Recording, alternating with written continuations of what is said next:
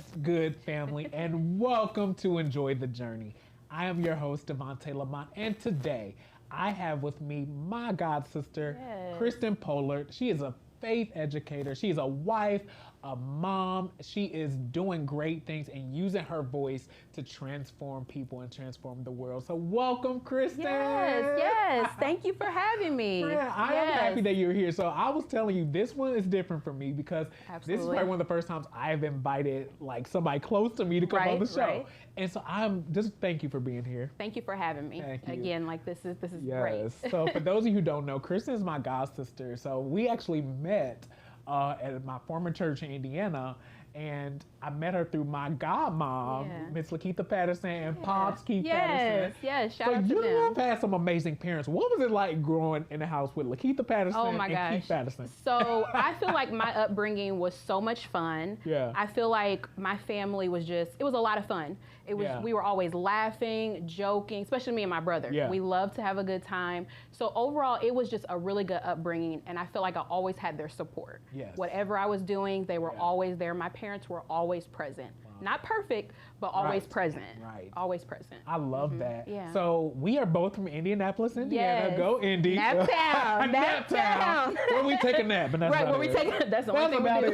That's the only thing we do. From Indianapolis, and so what was? Well, you went to Warren, right? Yes, Warren. Okay. Dub C. Class of 06. 06? Yes. I'm old. What year is this? Yeah. So this is 2025. Wow. Yeah, I'm old. You almost graduated 20 years ago. Yes. How does it feel to say that?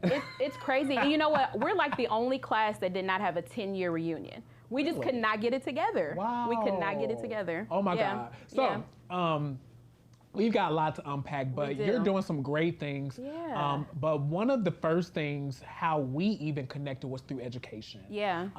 I went to school to Indiana State University as an educator, and you were already teaching 3rd grade at the time. So crazy. Oh my God. So many years ago. That was it. So what was it like for you being an educator? Wow. So I went to Ball State University.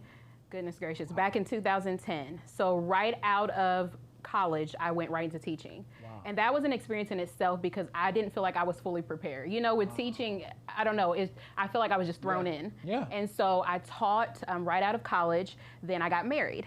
Wow. And so all that happened, moved to Ohio. I taught there for a couple of years and then started having kids. And education, my job, it took a shift. Wow. Because now I have my own child, but I still want to be a teacher. So that's when I transitioned to more so teaching online. Wow. So things have definitely taken a shift. So that was your first son. So yes. Okay. Yeah. So then you went to teaching online. So this time you were transitioning to Ohio from Indiana. Yes. What was that transition like? Because I think you were just getting married at the time, right? Yes. Okay. So it was a huge transition because it's like I'm no longer near family. I'm getting married, and me and my husband were long distance. Wow, really? Yeah, we were long distance the entire time we dated. So we met on MySpace. MySpace? Yes. Wait a minute. MySpace. We met on MySpace. So when we moved he was already in Ohio. When I moved to Ohio, you know, we had never been in the same space together. So being there and being able to see him all the time. Now, it was a good transition, but being able to see him every day and I wasn't around my family. But the good thing was I was still close. Yeah. So, you know, you just jump on the highway. You know, I could still see them. I was still coming back and forth because you would see me. Yeah. You know, I was still coming back and forth. So it was a good transition. Yeah. I will say that, because not all transition is bad. So I love that. Yeah. Not all transition is bad. Yeah. That's real good. Yeah. But so you were dating. Yes. Online. So when you guys met, what was that like? Oh my goodness. Because now we went from dating online, right, now we're seeing each other every day. And then y'all got married. How was that? Oh my goodness. So let me tell you how it even happened. Wow. So we were on MySpace, which many, many moons ago. Nice. So we were on MySpace, and then he literally goes in my DM and he was like, I love the quote on your page. Like, he was such a gentleman. He slid in the DMs. He was a gentleman. Yes, he was a gentleman. And I'm like, who is this guy? Oh. Like, and so I'm checking out his page. I'm looking at his friends, and I saw we had a mutual friend. Wow. So I reached out to the mutual friend. Actually, was someone who was at Mount Zion. Wow. And I know they'll probably edit that out. Okay, someone that we knew. And so he reached out, we started talking, but it was a while before I gave him my number. Wow. It was a long time because I was nervous. I don't know why I was so nervous to talk to him on the phone, but I finally gave him my number. We talked for months. And then we finally met in person. So he came to Indianapolis, and I knew it was something special when my parents were even open to us even meeting. And they didn't have any hesitations about it, because I feel it's very important when you're dating someone to the people around you should have a say. Yes. Now, it's not their ultimate word, but they should have a say. Right. And they had a lot of peace about it. That's so powerful. And my grandpa, he was a private investigator at the time, so I'm pretty sure he probably did. He probably did a background check on the brother. Did your fiance at the time? Did he know that grandfather? He knew. My God. So they probably took fingerprints and everything. But everybody was at peace about it. Wow. So we met in person, and then from that moment on, so we dated for 2 years. We dated for a year. We got engaged, so we moved pretty fast. And then it was 2 years until we got married because I had to finish school. So my parents' only request was finish school first.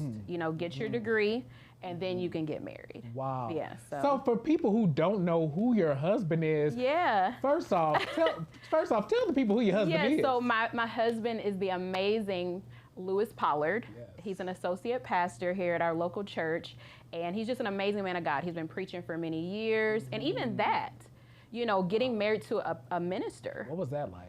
I will be honest, I was intimidated. Really? I was very intimidated because I feel like I was in a season still trying to figure out my gifts, still trying to figure out who I was in the Lord. And he comes along, he's very confident, not cocky, well, sometimes, he can be a little arrogant, but he was very sure of who he was. Wow. So I felt very insecure at times. So it took me a while to come into my own, because I sometimes felt like, well, my gift doesn't look like his. And I'm not vocal. I don't preach like him. I don't. So that was a struggle that I had to really overcome. Wow. And I finally got to a place, and this was many years in our marriage, where I got to a place where I have a voice. I have something to say. And even though it looks different, it doesn't mean that it's less than. And when I came alongside him, I complimented him. That's so good. You know what I'm saying? So God put us together for a reason. He saw there was something inside of me to bring to the table with my husband. But it took me a while to really get to that place. So what would you say to women, maybe a woman who is married to, maybe not just a preacher or a pastor, maybe it could be just a man of influence or of anything. Yeah. How would you encourage that woman in finding her voice? Because like you said, he already had a platform. He was a strong communicator and preaching the word. But what would you give to that woman so that she does not get lost in the sauce? How would you encourage her to find her voice? I would say to just allow the Lord to develop you. Wow. Yeah, to stay in his presence, allow the Lord to develop you. And if it looks different, it's okay. It's okay. It doesn't mean that it's less than, and that God puts you together for a reason, that you guys complement each other. So that's what I would say. I love that. Yeah. So not only are you a wonderful wife, but you are a mommy of three beautiful babies. No, 4. Wait a minute. There's 4 of them. Listen, because baby, y'all being fruitful and multiplying. Go ahead, y'all. Yes. Go ahead. Yes. 4 now. Yes, there's 4. Listen, I remember when Jonathan was born, so I know. Like, he's so tall. Exactly. Listen, so being a mom of 4 babies, what is that like? Being a mom of 4, something I never expected. Yes. I will say that. I never expected to have this many children. They're a blessing, but I always said, I'm gonna have 2, and that's gonna be it. But then I just knew that more were gonna come. So it's crazy, it's wild, but it's such a blessing. Wow. It's one of the highest callings I feel like, besides being a wife, and I absolutely love being a mother. Yeah. I love it. I love that. So you have this thing on social media called Mommy Moments. Yes. Can you tell us about Mommy Moments and where that idea was birthed from? So Mommy Moments, and it's something I don't do as much, but Mommy Moments was birthed from just sometimes as a mom, you need a moment. Yeah. You need a moment to decompress. You just need a moment to just relax. So it was a time for moms to come together to be encouraged. So we had a Facebook group, and I would just pour into the women, the moms there, but it was also a chance for them to ask questions, to get solutions, because I'm very big on, if we're going to complain about something, let's come up with a solution as well. So that was just like a safe space for moms to just let their hair down and not be judged. So as a mom, because one of the graces on you, I mean, if anybody that follows you, they see how you love your children and how you prepare such an amazing future for them. What could you, this is kind of two-folded, because not only are you married and you have 4 children, but what would you say to that mom who is struggling to find her place, finding out who she is? Because it's so easy to say, I'm a mom, I'm a wife, and that becomes your whole identity to where you forget the fundamentals of who you are. Did you struggle with that, and how did you overcome it? Absolutely. I feel like I struggled greatly with that. But also on the flip side, there's nothing wrong with those titles as well, because sometimes women are like searching for everything outside of that. And again, if you have other, because some women are called to the marketplace. Some women are not called to be stay-at-home moms. So that's okay. But if that is your call, to be with your children a lot, there is nothing wrong with that. But also making sure you're also making space to do other things, to pour into yourself. Because if your cup is empty, how can you pour? How can you pour into your children? How can you pour into your husband? So finding ways. Now, it's gonna look different for everybody. It really, and also if you don't always have the help. With me, I live away from my family. So I'm still building my village. So I feel like a lot of times women get like, oh my gosh, I don't have my village.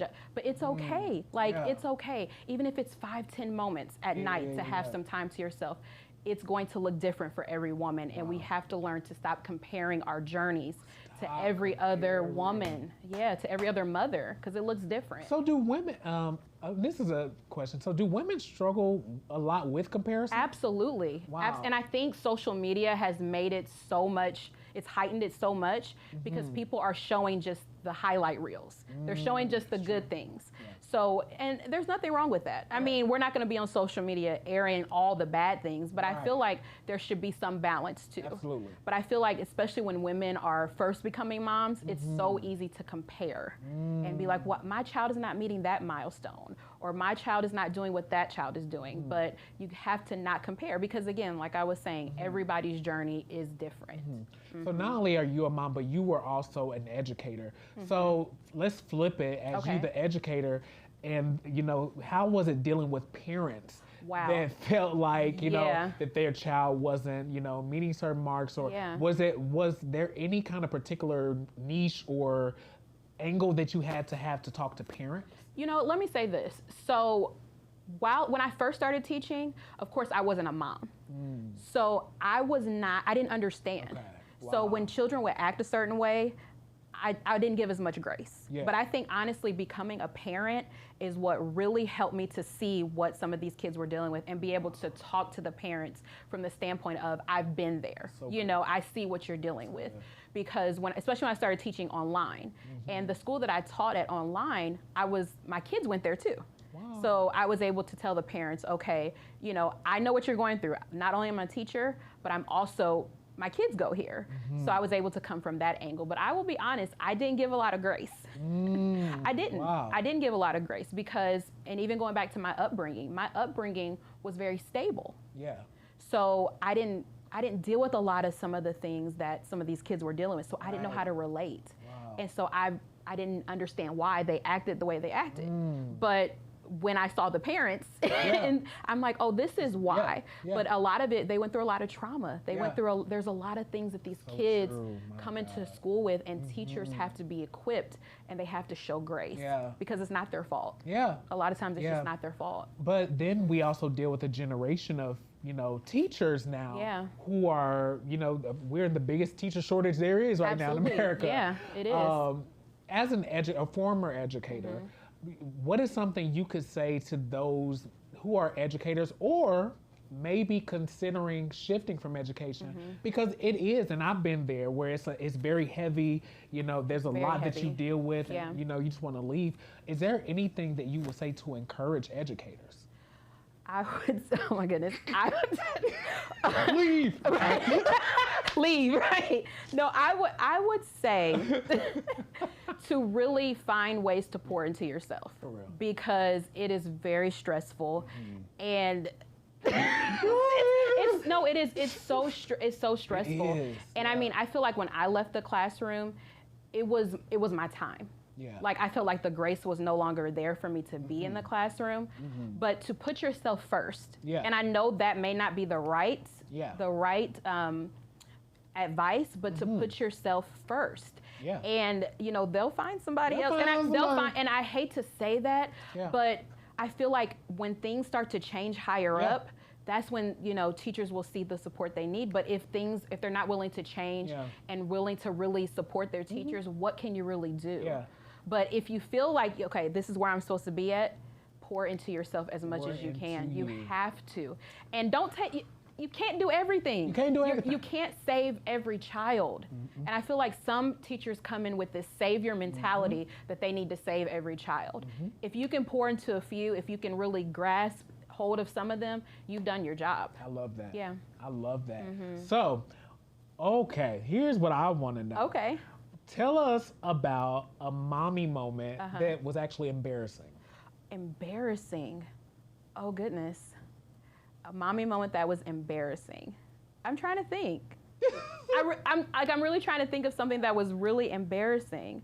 Okay, let's get this. I can't think of anything. That was a bad question. I'm a perfect mom. I'm a perfect mom. No, I really can't what think of anything. What you mean embarrassing? I really can't. I do it all right. I can't think. It's okay. But yeah, I can't think of anything. So let's go back here. Yeah. So you were a speaker. So oh my God, this is actually just coming back to me. Okay. So in Indiana, I went to Indiana State University in Terre Haute. Right. I started an organization called African American Student Educators. That organization is still ran at Indiana State, and it is an organization for people that want to go into teaching. Yeah. Especially African Americans, where they can get support, they can get tools. Because I came. You were my first speaker. Yeah, I remember. So that's what. Yes. I never if you wouldn't have brought that up, I would not have remembered that. You were my first speaker, Yeah. and so I want you to know that even from that time, some of those people are educating now, and they still use the advice that you gave them. That is so crazy. So you never know who you're encouraging. Exactly. So even in that season of your life, my point is with that is God took an old thing and is still using it to this day. Your legacy is living on through kids that you would never even know. Wow. So I love that. So you talked about how being a wife and a mom, you have to pour into yourself. Yes. What are some things that Kristen just likes to do for her? Like, I love that. When I have some free time, what are some things that you do just for you? Okay, so my thing right now, and I feel like sometimes as moms, we have things we put down. And we put it down because we're too busy. So my thing lately has been thrifting. Yes. So I used to love, me and my mom, we used to go thrifting all the time. So thrifting has been my thing. Like I get such an excitement of finding deals, putting things together. Yes. So that has been my outlet. Thrifting. Oh my God. Yeah. Like I love to I didn't thrift. even know that. Yes. That's my biggest hobby. I love to thrift. Because what people don't realize with thrifting, it's for me, it's a chance for me to use my creativity. I know this sounds so weird. No, it doesn't. Yeah, because that's you have to exactly get how creative. I feel. You got to go through the stuff. You got to put stuff together. Exactly. And then when it come out, they'll be like, "Where you get that from?" Oh. Right. Yeah, literally. So thrifting has been my thing. Wow. Thrifting, just doing things for myself, like my makeup, my hair. My hair is an outlet. I know that sounds like some women are like, I like to go to the beauty shop. Like doing my hair and finding different styles, that is my outlet. And I would never think of myself as like a creative, but like those things, like they scratch that creative itch that I have. I mean, but I feel like you are, because even on your TikTok now, like you're doing makeup videos and things like that. Yeah. So, and even speaking of your social media, you've been speaking so much. I'm seeing you, doing these teachings and all that.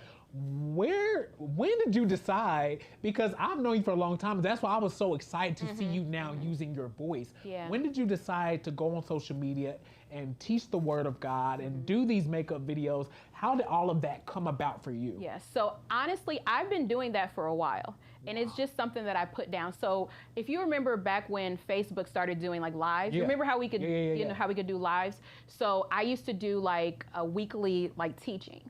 And so I was doing that when Jonathan was really young. Wow. And so I would do that, and then like I put it down. Yeah. Life got busy, and then I felt like I had nothing to share.